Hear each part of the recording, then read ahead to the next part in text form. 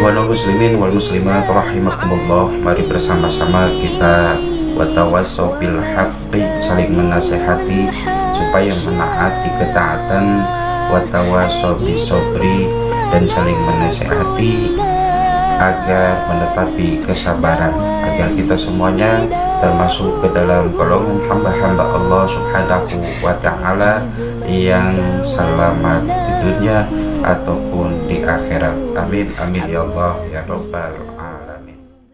Bismillahirrahmanirrahim. Assalamualaikum warahmatullahi wabarakatuh. Alhamdulillah, nahmaduhu wa nasta'inuhu wa nastaghfiruh wa na'udzu billahi min syururi anfusina wa min sayyiati a'malina. May yahdihillahu fala mudilla lahu wa may yudlil fala hadiya lahu. Hadirin jamaah sekalian, insyaallah dimuliakan oleh Allah Subhanahu wa taala. Mari bersama-sama kita lanjutkan kajian kita pada kesempatan malam ini, yaitu menerangkan tentang al-babu tsani wa salasuna, bab yang ke-32 fi fadilatit tawadhu, yaitu menerangkan tentang tawadhu.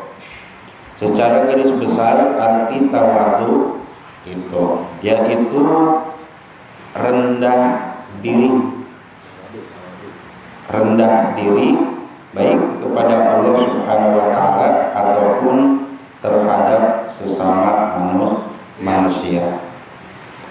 Sebagaimana Allah Subhanahu wa taala berfirman dalam Al-Qur'an, qala ta'ala tilka darul akhirah, negeri akhirat naj'aluha lilladzina la yuriduna 'uluwan fil ardh, kami jadikan untuk orang-orang yang tidak menyombongkan diri fil ardi, di muka bumi. Jadi Allah Subhanahu wa taala menciptakan negeri akhirat. Jadi Allah ciptakan surganya Allah itu untuk orang-orang yang tidak sombong ketika hidup di dunia, wala fasadan, dan tidak membuat kerusakan, wal akibatu lil muttaqin, dan kesudahannya baik kepada orang-orang yang bertakwa. Takwa itu kata yang sering kita dengar, mudah kita ucapkan. Secara garis besarnya takwa itu menjalankan perintah Allah, menjauhi larangan Allah, itu kata takwa. Tetapi ketika kita laksanakan, ketika kita jalankan ataupun kita kerjakan kata takwa tersebut, timbangan amalnya itu sangat besar di hadapan Allah Subhanahu wa taala untuk kita. Mana tempatnya takwa? Rasul ngomong tempatnya takwa itu di dalam dada. At-taqwa hahuna, at-taqwa hahuna. Takwa itu adanya di dalam dada. Takwa itu adanya di dalam dada. Apa yang ada di dalam takwa, di dalam dada, berarti hati kita. Takwa itu adanya di dalam hati. Ketika hati kita baik, ketika hati kita benar, berarti akan mencapai kepada takwa dan selalu mendorong kita untuk selalu berbuat kebaikan. Ketika hati kita buruk, kita tidak akan mencapai kata takwa. Hati kita selalu tidak mau untuk menjalankan kebaikan. Bahkan nasihat-nasihat pun selalu diabaikan ketika hati kita tidak baik. Hati kita baik, anggota badan kita baik. hati kita buruk, anggota badan kita pasti buruk, sebab hati adalah pemimpin anggota badan itu. Nah, di sini tawadhu. Kalau mengukur diri untuk tawadhu sesama manusia, yang pertama seperti ini, ya. Kalau untuk mengukur diri agar jatuhnya kita tidak sombong. Ketika kita melihat orang yang usianya lebih tua, kita ucapkan di dalam hati kita, dia lebih tua dan ibadahnya lebih dulu ketimbang saya. Dengan kepastian amal ibadahnya lebih banyak ketimbang saya. Itu yang pertama, cara mengukur diri. Kalau kita lihat orang yang lebih tua itu. Yang kedua, kalau kita melihat orang yang lebih muda ketimbang kita, ngukurnya bagaimana? Ngukurnya begini, saya lebih tua ketimbang dia lebih muda. Dengan kepastian dosanya lebih banyak saya ketimbang dia yang muda. Itu yang kedua, cara ngukur diri.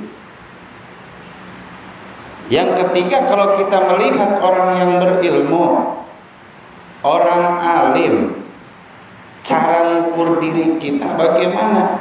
Caranya dia menyampaikan ilmu, tentunya pahalanya lebih banyak ketimbang saya. Bagaimana saya bisa menyamai dengan dia? Begitu. Jadi penilaian itu seseorang yang menilai, bukan dinilai dari ataupun bukan dinilai dari diri sendiri. Itu nggak ada bedanya begini, ya.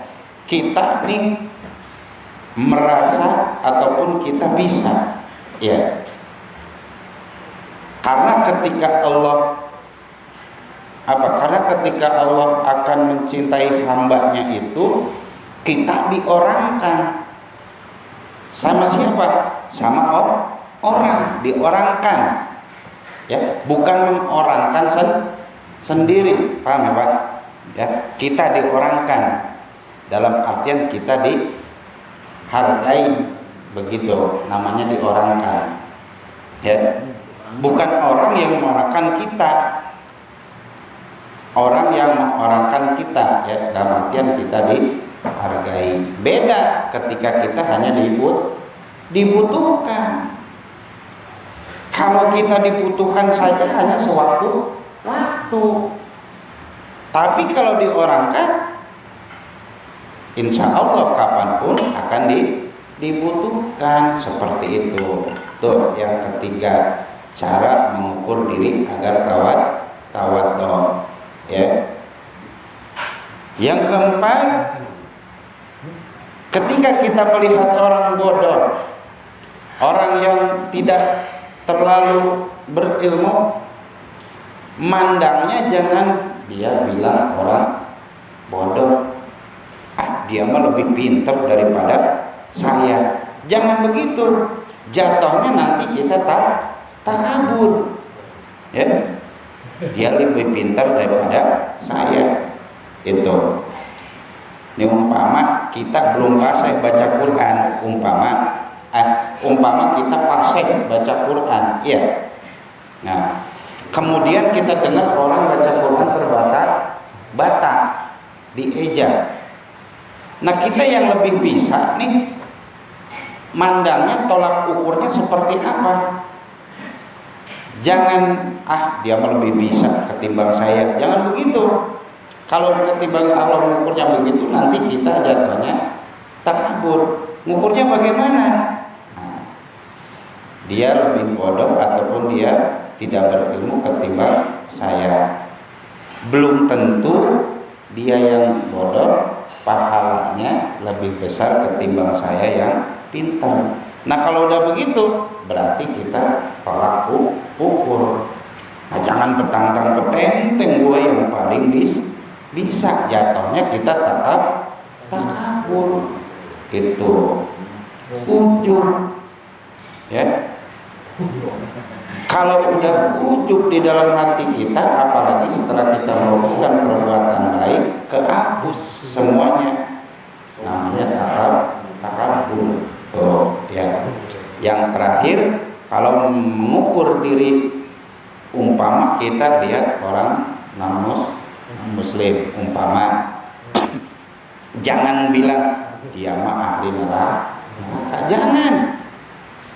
Siapa tahu di akhir hayatnya Allah kasih hidayah masuk Islam, ketimbang kita yang belum tentu meninggal membawa iman dan Islam. Nah,